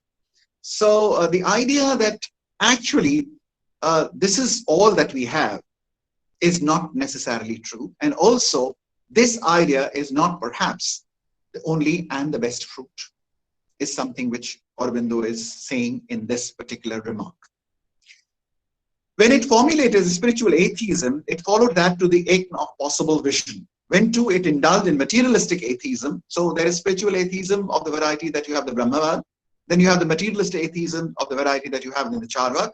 Though it did it only with a side glance at the freak of an insatiable intellect and curiosity, yet it formulated it straight out, boldly and nakedly, without the least concession to idealism of ethicism. Everywhere we find this tendency. The ideal of the human mind have been included at the height of self-assertion of the human spirit. And its thirst for independence and mastery and possession, the height also of its self-abnegation, dependence and submission and self-giving. In the life of ideal of opulent living, bade rajaon ke vaibhavshali bhavan, Samudrugupta Vikramaditya, Chandragupta Vikramaditya, and the ideal of poverty are carried to the extreme regal splendor and extreme satisfied nudity, say for instance in the whole Jain tradition of the Digambars. Its intuitions were sufficiently clear and courageous not to be blinded by its own most cherished ideas and fixed habits of life. If it was obliged to stereotype caste as a symbol of its social order, it never quite forgot, as the caste spirit is often apt to forget, that the human mind and the human soul are beyond caste. तो यदि हम जाति व्यवस्था वाले मानसिकता को देखें तो वो अक्सर ये भूल जाती है कि ये वाली बात समाज की व्यवस्था के लिए जब कही भी गई तो वहीं पर ये वाली बात कभी भी नहीं भूली गई कि मानवीय आत्मा वास्तव में जाति के परे है. For it had seen in the lowest human being the Godhead, Narayan. It emphasized distinctions only to turn upon them and deny all distinctions. This is so the way he writes is really so beautiful. In the Indian idea of balance, Aurobindo remarks, balance and rhythm, which the Greeks arrived by self-limitation, India arrived by a sense of intellectual, ethical, and aesthetic order and synthetic impulse of the mind and life. In his assessment, the present is only the last deposit of the past of the time ebb. It has no doubt also been the starting point of the future. All that was in India's past is dormant, is waiting to assume a new form. In the possibilities of there is a possibility of Renaissance. So the question was, is there an Indian Renaissance? And he says, yes, there is a possibility. Aurobindo claims that we must dismiss the idea that the tendency of the metaphysical abstraction is the one note of the Indian spirit, which dominates or inspires all other cadences. भारतीयता में, भारतीय चिंतन में, भारतीय सभ्यता में, भारतीय दर्शन में केवल तत्वमीमांसीय अमूर्तीकरण है, ये वाली बात हमको छोड़नी होगी. The tendency for spiritual realization is many-colored, many-faceted, and subtle, dominant and always recurrent. For Aurobindo, the first stage of Indian greatness was the spiritual age. वो मानते हैं कि हमारी प्रथम जो महान सभ्यता का काल था वो आध्यात्मिक था. She sought passionately for the truth of existence through the intuitive mind and inner experience and interpretation of both the psychic and the physical existence. Perhaps the reason for enterprise was called the Atma Vidya or the Brahma Vidya. The spiritual tendency then cast its rays downwards to embrace the richness of life and the multiplicity of thought. Therefore, there is a second age of Indian greatness. This is the epoch of the intellect. पहले में कल्पनाशीलता, काव्यात्मकता, आध्यात्मिकता है और दूसरा काल है बौद्धिकता का. The ethical sense, the dynamic will is in action. And this is the age, what he calls the age of dharma. Culture, intellectual curiosity, science and art flourished. The vital and the sensuous are all attended. This was the spirit of the tantric and the Puranic systems, the religions of the bhaktis. Vaishnavism for Aurobindo is the last fine flower of the Indian spirit. This you can understand that coming from Bengal, Umaji would remember that how the Vaishnavist were doing the brilliant kind of social movement also in Bengal. And then there was the evening of decline, which were caused by movements of retrogression. और फिर संध्या काल आता है, जिस समय की सब चीजें पीछे हटने लगती हैं, दबने लगती हैं, जड़ होने लगती हैं. So first, और इस काल के बारे में भी when he talks about a few things, a few steps. First, there is a sinking of the vital super abundant energy. जो हमारी ऊर्जा थी वो धीरे धीरे बहने लगती है. Secondly, there is a rapid cessation of the old free intellectual activity, more repetition of the ill understood past knowledge, petrification of the mind in the relics of form which were created in the past. जो पुरानी चीजें बनाई गई थी सुविधा के लिए, उनको ही हम बार बार बिना समझे रिपीट करते रहते हैं. And finally, spirituality remains but not in a clear frame. जो हमारी आध्यात्मिकता है वो एक स्पष्ट लॉ के रूप में, स्पष्ट अग्नि के रूप में, स्पष्ट प्रकाशवान ऊर्जा के रूप में विद्यमान नहीं रहती. Aurobindo comments, the beginnings were superlative, the developments were great, but at a certain point where progress, adaptation, a new flourishing could have come in, the old civilization stopped short, partly drew back and partly lost its way. इस समय हम लोगों के लिए भी बार बार आता है कि जब हम लोग बहुत सारी बातें करने लगते हैं, बहुत सारी महानता की बात करने लगते हैं, तो ये बात भी देखने की जरूरत है कि वो महानता के भी अपने चरण हैं, महानता के भी अपने cycles हैं. It was this moment that the European wave swept over. Firstly, there was a crude imitation of the foreign culture. As I mentioned earlier, the Anglophile parents of Sri Aurobindo were themselves a victim of that. कि भाई अपना बिल्कुल सब छोड़ दो, पूरी तरीके से अंग्रेज बनाओ अपने बच्चों को, लेके वो इंग्लैंड चले गए. वहां पे भी कह दिया कि कोई हिंदुस्तानी परिवारों से इनको मिलने नहीं देना चाहिए. Under the double weight of the deadening of the old innate motives and servile imitation, the culture could have foundered. But fortunately, there was enough energy in life. ऐसे में जब हम पूरी तरीके से यूरोप के कल्चर को स्वीकार करने लगते, तो कोई और सभ्यता होती तो शायद टूट जाती और खत्म हो जाती, पर हमारे अंदर इतनी ताकत थी कि बचे रहे. And there was the needed impulse. Revival, तीन चीजें जरूरी थी. Revival of a critical impulse, rehabilitated desire of new creation, नया बनाने की इच्छा, and reviving Indian spirit in novel conditions, नई परिस्थितियों में नई भारतीय ऊर्जा को विकसित करना. Understanding, assimilation and conquering. हम समझें, चीज को अच्छी तरीके से अवग्रहित करें और विजय प्राप्त करें. The idea of conquering is there. So how did the Renaissance shape itself in India? The first step to European contact, a radical reconsideration of many prominent elements and a revolutionary denial of the principle of the old culture. The second was the reaction of the Indian spirit with a total denial of what was offered as stressing of national past masked as assimilation. तो पहला step तो ये था कि हमने माना कि हम दोबारा रिकंस्ट्रक्ट करेंगे. Second was reaction to the Indian spirit, इसको बिल्कुल हटा दें, national past को हटा दें और उसमें assimilation करने. The third, a process of new creation where a supreme power of spirituality remains, recovering its truth and accepting all that is true, useful or inevitable, transmuting and Indianizing it harmoniously. तो जो कुछ भी हमने स्वीकार किया भी उसको भारतीयकरण करना आवश्यक था. This is like Maggi atta noodles, but that is something again about which Aurobindo said that no, you should not do that. It should not be a halfway thing. This is a Shakti mastering the modern influence, no longer possessed or overcome by it. It's not just an Asiatic modification of modernism. About the early generation of the Western educated, Aurobindo saw in them an impatient hope of a transformation like Japan. One of modernized India, radically in mind, body and spirit, intensely patriotic, but motive yet denationalized in attitude. तो आरंभ में जब India अपने आप को modernise करना चाह रहा था, तो वो के अंतर्गत एक बहुत इंपॉर्टेंट बात ये थी कि वो अपने मेंटल एटीट्यूड में कंप्लीटली वेस्टर्नाइज था, पर और डीनेशनलाइज था. They admitted practically the accidental view of India as a half civilization. वो भी कहीं ना कहीं मान ले रहे थे कि हमारी civilization आधी है, spiritual है, artistic है, पर बाकी चीजें तो नहीं. From medieval India, they grew in revolt. To ancient India, they looked at it. और ये बात हम लोग अभी भी देखें तो कई बार ये बात होती है कि सीधे हम चंद्रगुप्त विक्रमादित्य वेदों पर जा रहे हैं, हम अपने माँ बाप राम मोहन रॉय और उनसे पहले के सब कॉन्ट्रीब्यूशंस को एक तरीके से याद भी नहीं करते. They looked at the exact imitation of middle-class pseudo-democracy of the 19th century England. They sought for a bare, simplified, and rationalized religion.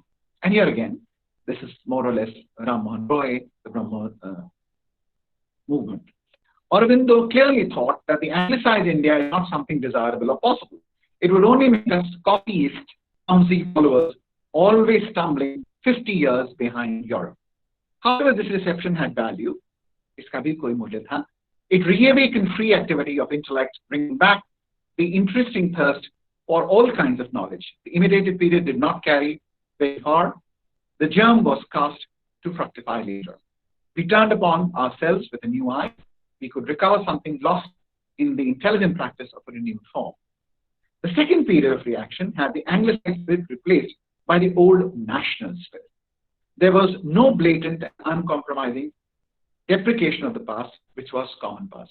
तो केवल अपने past की निंदा करने का स्वर ही नहीं था, उसके अंतर्गत एक intelligent assessment था.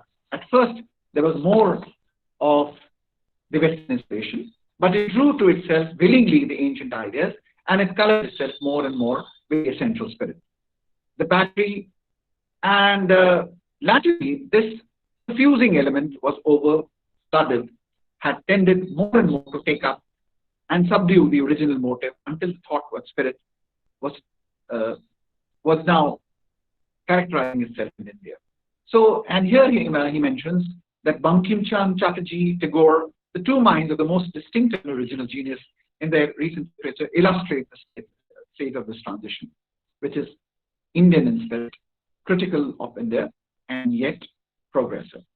After a certain countercurrent celebrating everything that was Indian, Aurobindo marked that there is a riper form of return, which has taken as the principle of the synthetical restatement.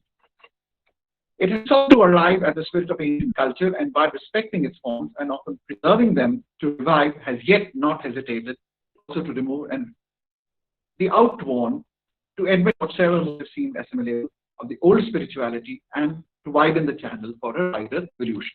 The idea of evolution and changes, etc. So there has to be a clear spirit with dealing with the past and the present, and preservation by reconstruction. Vivekananda was, in his lifetime, the leading exemplar and the most powerful exponent. It's very interesting that Aurobindo never met Vivekananda. And when Vivekananda, he speaks of Vivekananda visiting him for 12 consecutive nights, but he never met him. And he has a great interest and inspiration from Vivekananda. So Aurobindo, however, was very wary of incongruous assimilation of thought, of getting back to the native power of the spirit. Aurobindo speaks of Indian intellectual approach to spiritual realization. And there's a very remarkable quote which I want to share. All great movements of life in India have begun with a new spiritual thought and usually a new religious activity. हर बार जब हमारा आध्यात्मिक पुनर्जागरण होता है तो हमारे पास एक नया धर्म भी आता है. What more striking and significant fact can there be than this a new European influence, which was the influence intellectual rationalists, so often anti-religious, and which drew so much of its idealization from the increasingly cosmopolitan, mundane, secularist thought of the 18th and 19th centuries, precipitated in India from the very first attempt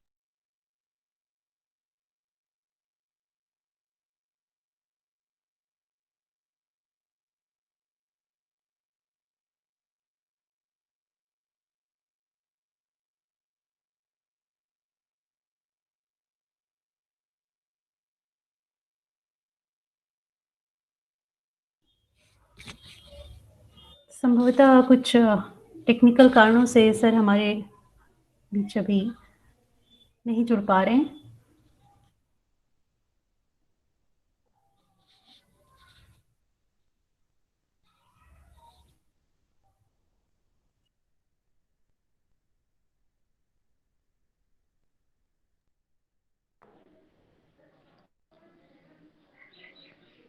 दो minute wait कर लो प्रतिमा.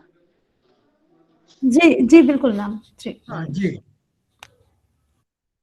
हाँ, राकेश जी का तो बहुत अच्छा उद्बोधन था.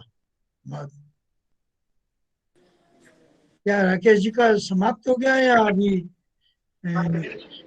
Sir कुछ टेक्निकल की वजह से सर कनेक्ट नहीं हो पा रहे हैं हमसे, और ये बीच में ही उनका कनेक्शन आगे से कट गया है। बोल रहे थे जी जी जी सर। सर फिर हम कनेक्ट हो जाएंगे, he will connect himself। Okay sir, thank you हाँ, 2-3 मिनट वेट कर लें आप, sir. Yes sir, thank you सबको सर। इंट्रोड्यूस कर दें तब तक। इन द मीन टाइम हम लोग वेट करेंगे राकेश जी का। तब तक जो जो पार्टिसिपेंट्स आपके दिखाई पड़ रहे हैं और जिनका नाम याद है बता दीजिए। Okay sir. हाँ प्रतिभा, जी जी मैम। जब तक मनोज या ममता प्रोफेसर चंद्रा से कनेक्ट करके देख ले क्या दिक्कत है, और तब तक तुम प्रोफेसर सिन्हा को इंट्रोड्यूस कर और आगे हम जो लोग बढ़ने की कोशिश करें। जो दिखाई पड़ते हैं आपके स्क्रीन पर उनको इंट्रोड्यूस कर दीजिए। Okay sir. We can wait for him for 5 minutes. Okay sir, thank you.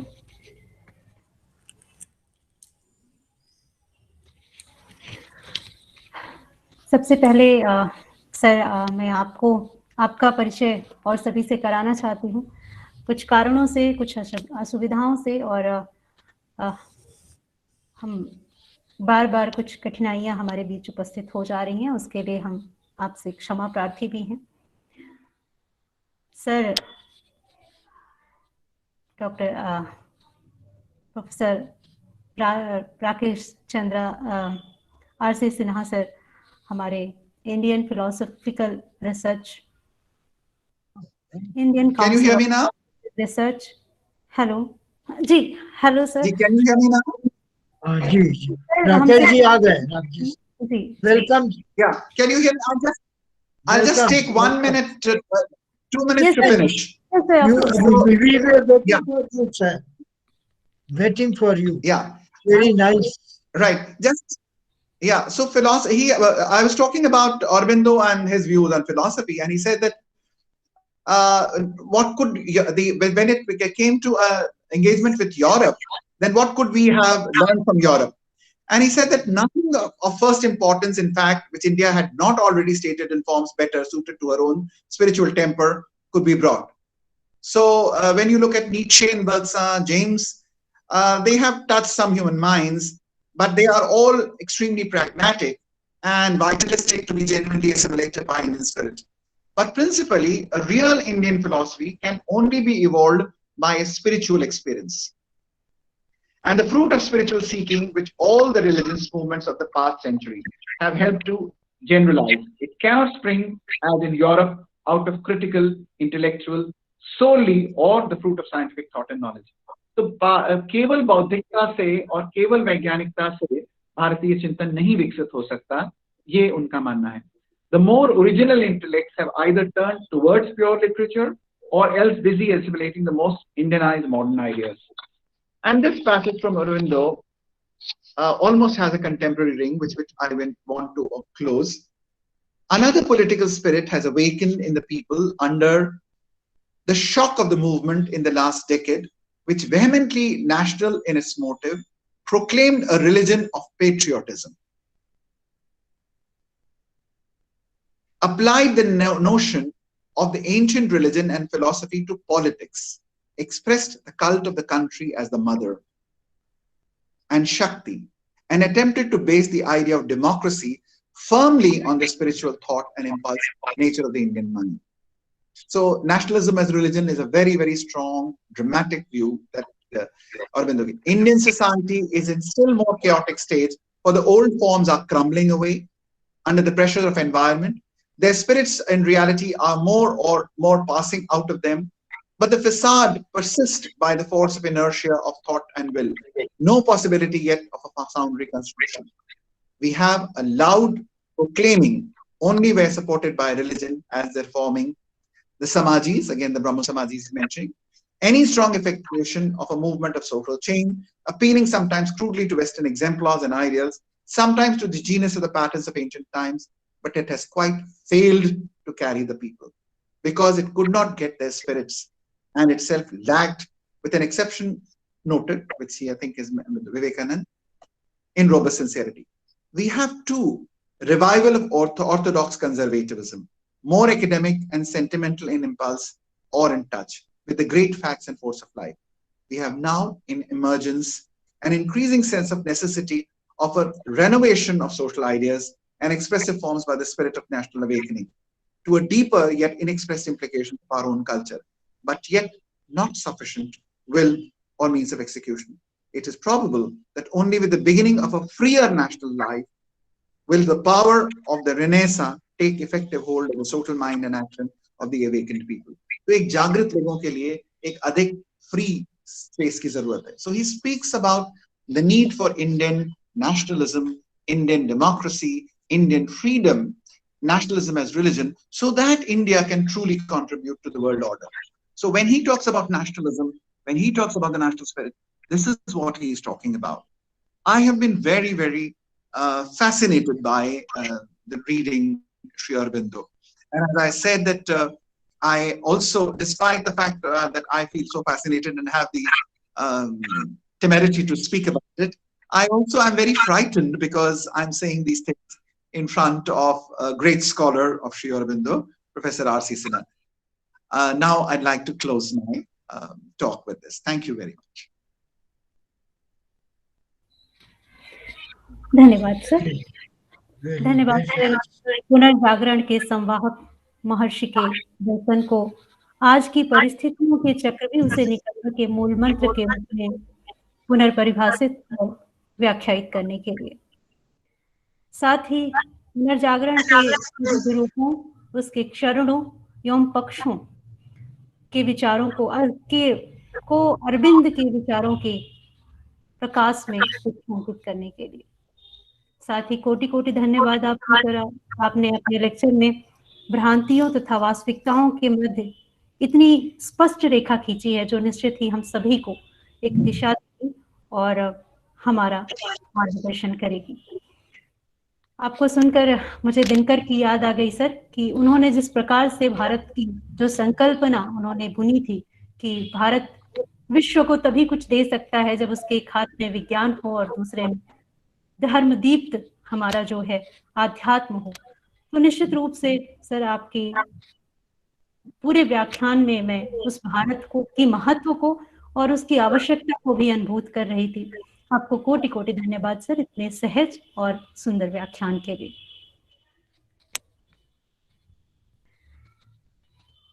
साथ ही विकास एवं नैतिकता की या विकास एवं नैतिकता पीड़ा के तार के उन दो छोरों के समान हैं, जिनकी संतुलित साध ही वेद मंत्रों के समान सर्व कल्याणकारी सुर को उत्पन्न कर सकती है. यह हमारे लिए अत्यंत गर्व और हर्ष का विषय है कि तार एवं सुर को साधने के लिए विचार एवं कर्तव्य रूपी जिस नेत्र एवं हाथों के निर्माण, परिष्कार एवं संस्कार की आवश्यकता है, उस वैचारिक पथ निर्देशन के अधिकारी सम्मान्य मनीषी प्रोफेसर R.C. सिन्हा सर यहाँ हमारे मध्य उपस्थित हैं. मैं सर को उनके अध्यक्षीय उद्बोधन हेतु सविनय आग्रह करती हूँ. सर, सबसे पहले तो मैं आप सभी को नमस्कार निवेदित करना चाहूँगा और professor Rakesh Chandra ji for such a outstanding deliberation. He has given a very good presentation, very good. और विशेषकर मैं आज सिर्फ आपको सुनने के लिए ही जुड़ा था. Otherwise, I declined because I had some urgent engagement. Family engagement, because on 12th, on 11th my daughter is coming from Bombay, and on 12th we celebrate some functions in the memory of my deceased wife. So, but I decided to join this. Thank you so much. बहुत ही ये लगता है जिसका mental standard ठीक रहता है वो किसी भी विषय में काम करे, वो एनालिटिक एनालिटिक फिलोसफी में काम करे या इंडियन फिलोसफी में काम करे। अरविंद पर आपने बहुत ही अच्छे ढंग से रखा। और आर्यन पाठ तो बहुत लोग को अभी देखने को नहीं मिल रहा है, but you got it. That is, हाँ, पटना में रामकृष्ण आश्रम में सभी वॉल्यूम्स को मैंने खुद खोज खोज के रखा है। I am a member of that library, and I am also in the executive committee. So आज से 5-6 साल बिखरे हुए थे आर्यन पाठ के सब वॉल्यूम्स, रामकृष्ण आश्रम में कलेक्ट करके रखा है, स्वामी जी से आग्रह करके। But I forgot what to say, क्योंकि आपने ऐसे ज्वलंत मुद्दों को रखा, उद्वेलित कर दिया। और विशेषकर जब आपने कंक्लूजन में राष्ट्रवाद की बात, निश्चित ही श्री अरविंद का राष्ट्रवाद, what will be the my reflection? You have spoken on very many important things, but I will concentrate and then I will come to the ethics of development, and certainly I would like to relate Sri Aurobindo also. I did not have that idea in mind, but now I have decided.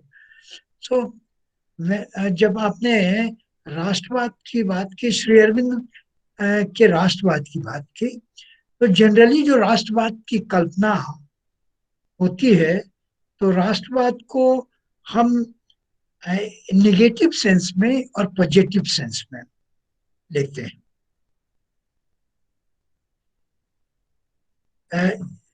राष्ट्रवाद को एक identity के रूप में, identity of the nation, that identity causes some disturbances. Tolstoy says that national identity, I read the book War and Peace, and I purchased it. I was just returning. I had been to Pittsburgh, living there along with my daughter. So I was invited to attend one seminar in Massachusetts, and Professor Balram Singh was the director of Vedantic Center. So while returning, I purchased the book War and Peace by Tolstoy. So naturally, in that book, he has mentioned that national identity causes war. So he was against nationality. Tolstoy was against nationality. Whereas Sri Aurobindo, as you mentioned and stipulated, was an out and out. He supported nationality, committed to nationality, Indian nationality. So I understand that nationality is an open concept. It is not a closed concept. What I mean by open concept? Open concept का यहाँ सीधा सीधी अर्थ मैं समझता हूँ, आपके अभिभाषण में थोड़ा ऐड करते हुए ओपन कंसेप्ट का यहाँ है कि नेशनैलिटी, अमर्त्य सेन ने भी कहा कि identity causes violence, identity and violence उनकी जो किताब है, तो identity and national identity they have rather underplayed the concept, the bright aspect of the nation. Actually, sometimes I may be repetitive, लेकिन I hold that we cannot get rid of nationality. To say that one should get rid of nationality is to say that one should escape out of his own body. But the nationality should not be the closed concept. It should be open. And what I mean by openness, you have to accept the other's nationality too. That is open. In this global world, we have to, we cannot get rid of our nationality, means we must be adhering to nationality, but it should not be closed one. If it is a closed one, then it is it causes violence. Then it may be cause of the war, as conceived by Tolstoy. But if the concept is open, then it is a positive one. And Sri Aurobindo, his idea of nationality is certainly open one. So this much, because his paper rather stimulated me to reflect on. And certainly I feel very much glad that he started right from the mentioning Aryan path of 19, a very old one, before we were born. So thank you, Rakesh ji. This is just to congratulate you and acknowledge your outstanding presentation. So now I come to now this topic, though this topic is a new opening of the new way of philosophizing, because normally we do not talk about ethics of development. We talk about so many things. We talk about metaphysics. We talk about deconstructing metaphysics. But philosophers in the ancient time, we had a different concept of development. But Sri Aurobindo thinks that development means self-development, or जिसको development of the integral. Sri Aurobindo talks about the integral concept of development. So now this topic, ethics of development. So first of all, I would like to just analyze the concept, what I mean by development. Development, I must mention the Marxist view of development first. Karl Marx thought that development is the change in the infrastructure. So development is a change in the basic structure of human society. Karl Marx has divided the society or the world having two structures. One is the basic structure and the other is the superstructure. So change in the basic structure is the meaning of development. So he conceived that development has got very less. It is not very much related to the superstructure. The superstructure consists of the culture, religion, and values of life. So Marxist conception of development is very much concerned with the structural change, change in the infrastructure, or the economic growth. Development is related to the economic change, related to the economic growth. Development is related to the per capita income. That is a one aspect of development. But when I talk about ethics of development, I have got idea of development. Development must be understood in terms of the human development. Basic change in the basic structure, change in the infrastructure, construction of the roads, construction of the factories, economic growth. These are the essential, but they are meaningless unless we link it to the human development, social development.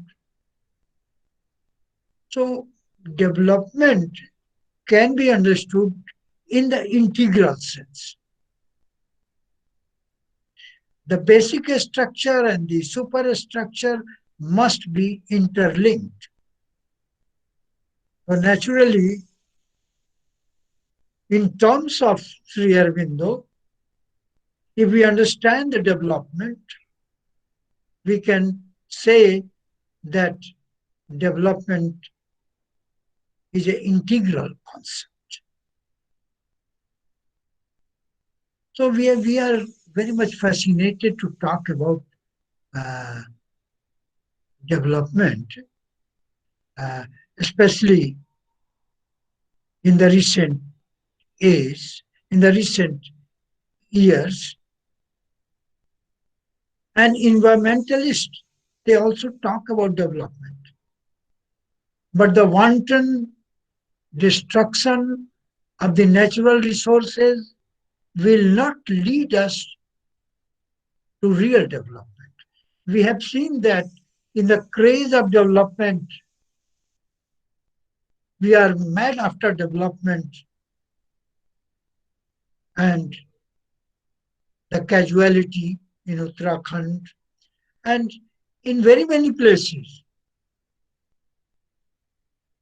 So development must not be one-sided. It should, if we exploit the nature, if we exploit the infrastructure, if we exploit the natural resources, then this development will be unethical.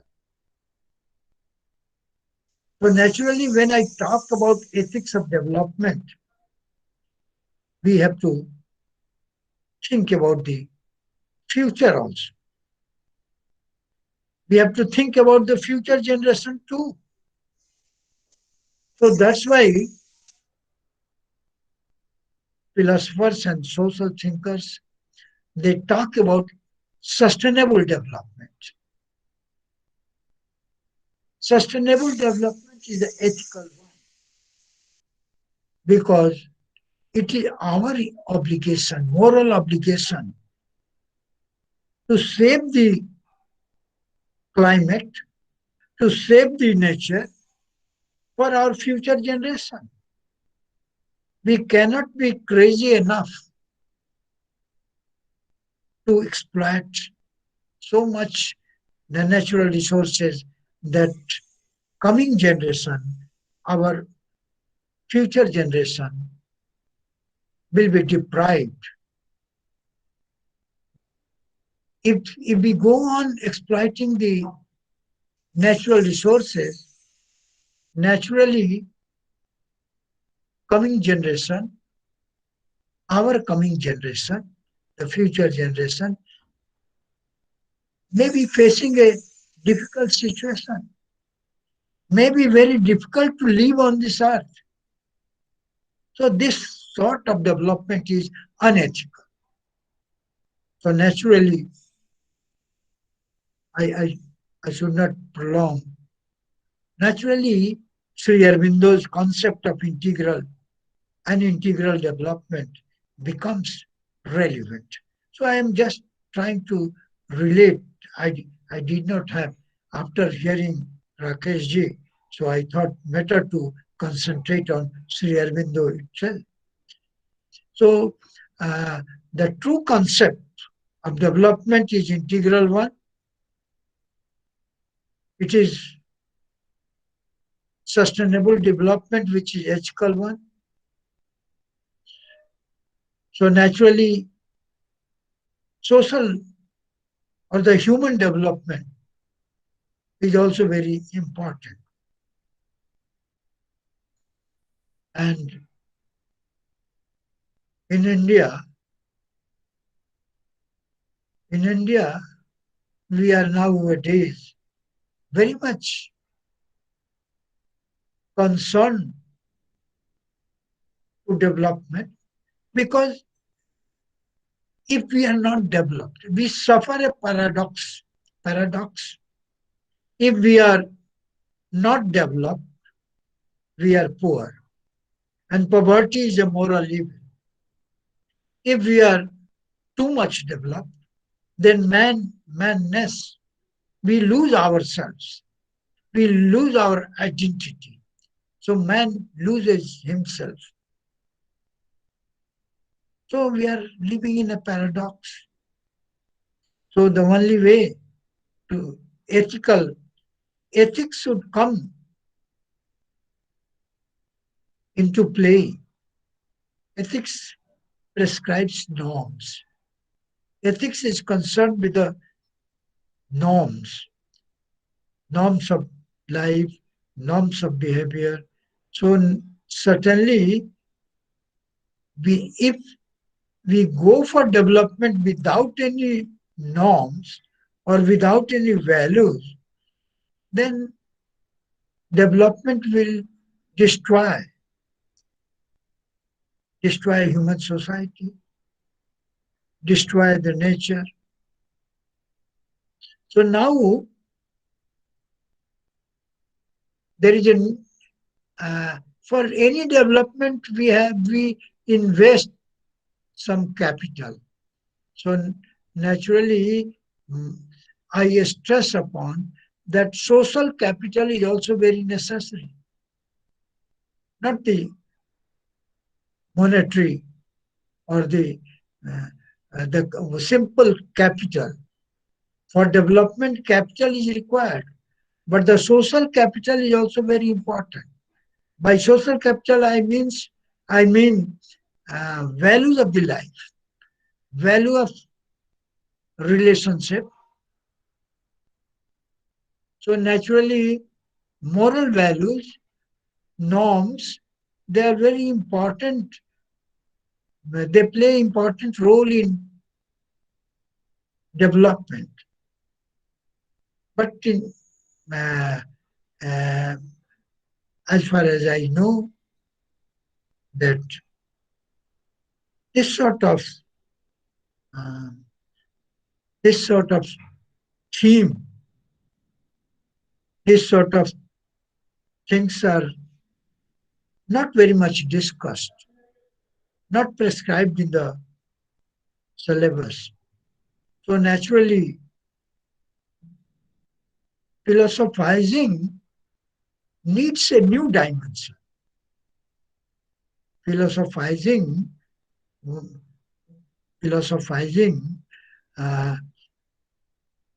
is not only metaphysical brooding or linguistic analysis.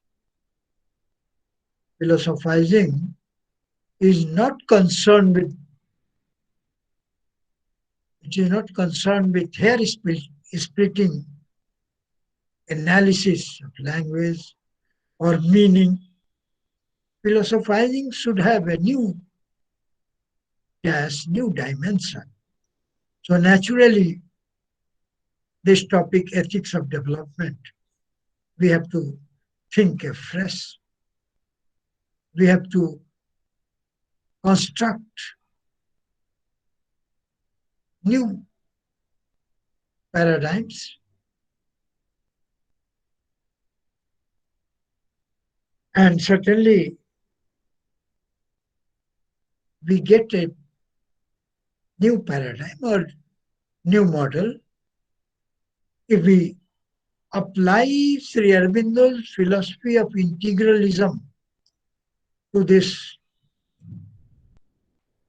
ethics of development. And naturally, development, I contend that to talk about any development must have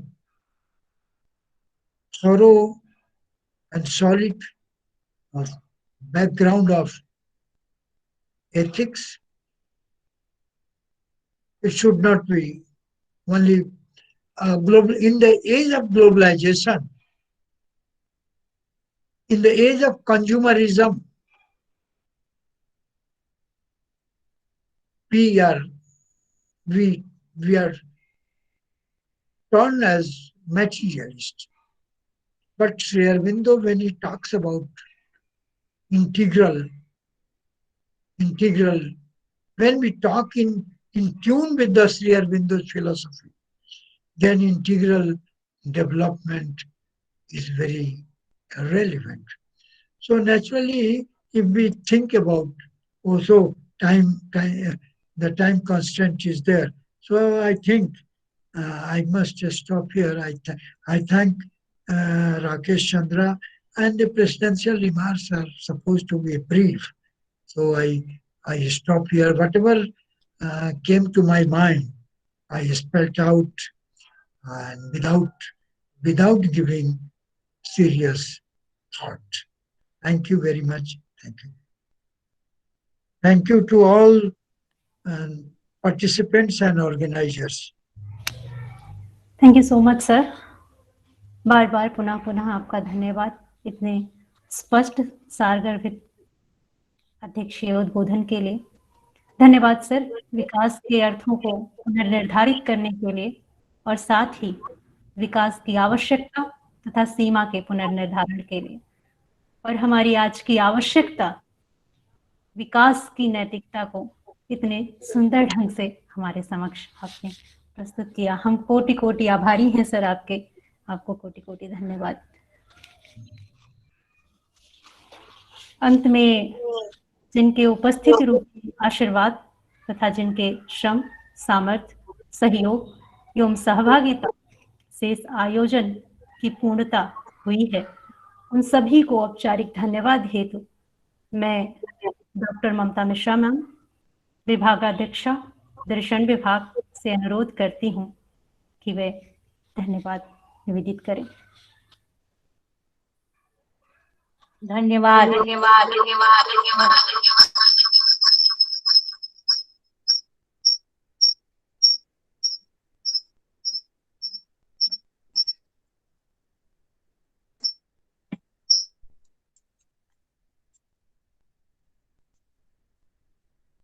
एक बार पुनः अवसर प्रदान करने के लिए सर्वप्रथम मैं आज के कार्यक्रम के मुख्य अतिथि प्रोफेसर R.C. सिन्हा सर को धन्यवाद देती हूँ, जिन्होंने सहजता से हमारा निमंत्रण स्वीकार किया.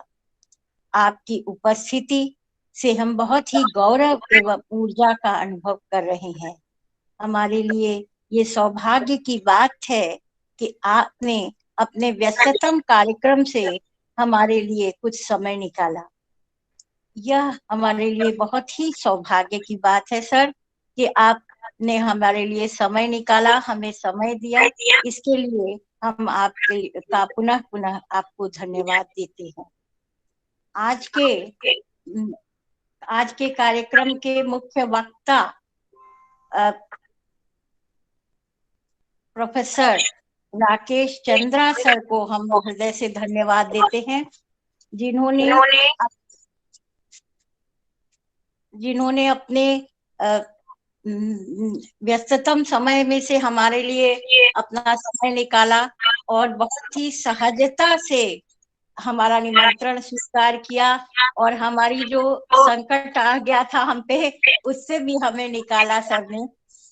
खैर, समय की बात है और इसके लिए सर मैं बहुत ही धन्यवाद आपको देती हूँ कि आपने हमारे निमंत्रण को बहुत ही सहजता से स्वीकार किया और हमारे कार्यक्रम को इस रूप में पूर्णता प्रदान करने के लिए सर आपका बहुत बहुत धन्यवाद है।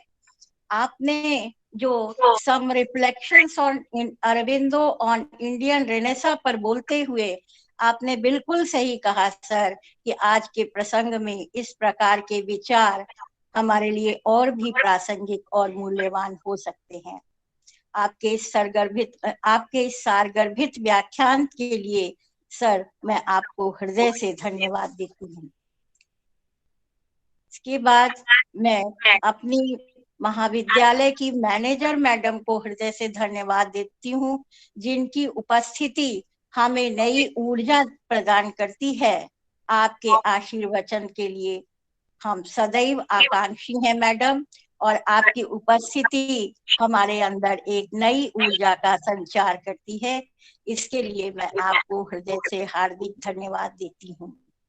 मैं अपने महाविद्यालय की कर्मठ प्राचार्य प्रोफेसर रचना श्रीवास्तव जी को धन्यवाद देती हूँ, जिनके कुशल निर्देशन एवं मार्गदर्शन से ही आज का कार्यक्रम संभव हो सका है। बधाई के इस कार्यक्रम में कुछ लोग ऐसे भी हैं जिनकी शुभकामनाएं एवं संदेश हमें प्राप्त हुए हैं। उनमें से मुख्य रूप से काशी हिंदू विश्वविद्यालय के दर्शन एवं धर्म विभाग के अध्यक्ष प्रोफेसर मुकुल राज मेहता सर को मैं धन्यवाद देती हूँ, जिन्होंने कल मुझे इसके लिए बहुत ही शुभकामना दी। महाविद्यालय के शिक्षकों एवं शिक्षिकाओं के अतिरिक्त दूसरे वाराणसी के ही दूसरे महाविद्यालयों के, खास तौर से जैसे विशेष रूप से महिला महाविद्यालय से प्रोफेसर ज्योत्सना श्रीवास्तव जी, आर्य महिला डिग्री कॉलेज से डॉक्टर ममता गुप्ता जी, डॉक्टर अनामिका जी, राजघाट से डॉक्टर रमा पांडे जी, डॉक्टर अर्चना तिवारी जी, महात्मा गांधी काशी विद्यापीठ से डॉक्टर नंदिनी सिंह, डॉक्टर आनंद कारण। इसके अलावा बहुत सारे लोग हैं जिनको मैं नहीं देख पाई हूँ, जिनको मैंने देखा है उनको मैं धन्यवाद दे रही हूँ, और जिनको नहीं भी देखा है उनको और भी अधिक धन्यवाद, ताकि कोई छूटे ना। मुझे ये लग रहा है इस कार्यक्रम में को पूर्णता प्रदान करने में सहयोग के लिए कार्यालय से श्रीमती भारती चट्टोपाध्याय, श्री चंद्रकांत चटर्जी, श्री कपिल जी, श्रीमती साक्षी एवं श्री विशाल को विशेष रूप से धन्यवाद देती हूँ, ताकि इन लोगों ने हम इस कार्यक्रम को पूर्णता प्रदान करने में बहुत सहयोग दिया है। मैं अपने दोनों सहयोगियों डॉक्टर मनोज कुमार सिंह एवं डॉक्टर प्रतिमा सिंह को हृदय से धन्यवाद देती हूँ, जिन्होंने हर क्षण इस कार्यक्रम को पूर्णता प्रदान करने के लिए मुझे सहयोग प्रदान किया है। अंत में मैं एक बात को कहते हुए मंच प्रतिमा को सौंपती हूँ कि एक इंस्ट्रक्शन है, वो ये है कि सबके लिए जो लिंक है, रजिस्ट्रेशन लिंक खुला रहेगा, और उस रजिस्ट्रेशन लिंक को हम वैलिडिटी सेशन तक के लिए खोले रखेंगे। उसमें आप रजिस्ट्रेशन करके वैलिडिटी सेशन के दिन फीडबैक फॉर्म भरने के बाद आपका सर्टिफिकेट जो है वो ऑटोमेटिक जनरेट हो जाएगा। इसलिए बच्चों आप लोग फीडबैक फॉर्म जरूर भर दीजिएगा, बाद में हम लोग आपको सर्टिफिकेट नहीं दे पाएंगे। धन्यवाद मैम। आपके विचार, परिश्रम और सामर्थ्य के बिना ये व्याख्यान माला संभव नहीं थी, इसलिए आपका पुनः पुनः धन्यवाद। एक छोटी सी सूचना है, कुछ परिवर्तन है हमारे बाद के कार्यक्रमों में। 10 तारीख की जो डेट दी गई है, हमारे जो 2 व्याख्यान बचे हुए हैं वो 12 और 13 फरवरी को हैं, तो यथावत आप यहाँ पर उपस्थित होकर हमें अनुग्रहित करें। इसके साथ ही मैं इस व्याख्यान के औपचारिक समाप्ति की घोषणा करती हूँ। आप सबको पुनः पुनः मेरा प्रणाम, वंदन और नमस्कार। धन्यवाद।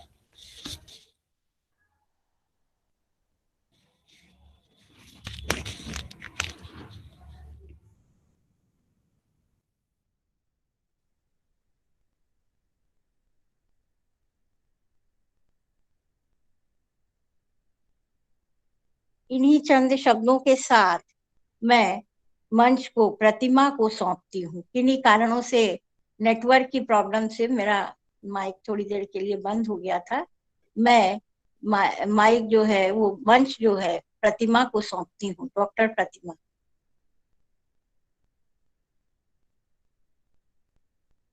प्रतिमा, क्या मेरी बात आवाज सुनाई?